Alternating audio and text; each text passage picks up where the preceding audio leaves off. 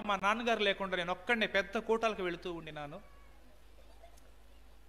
He was very sick, ఆయన బాగా జబ్బు పడ్డారు, very close to heaven, పరలోకానికి ఒక సమీపంగా ఉండినారు.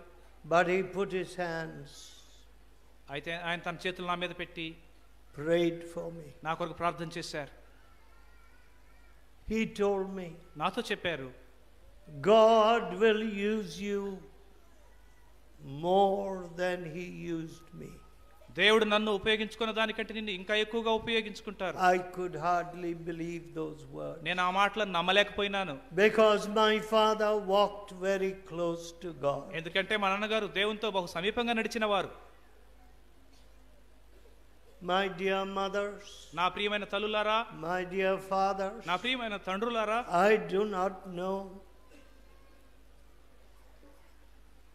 what you are going to tell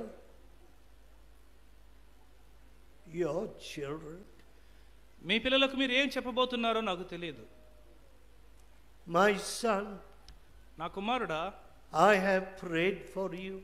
నేను నీ కొరకు ప్రార్థించాను. I do not leave any heritage of uncleanness for you.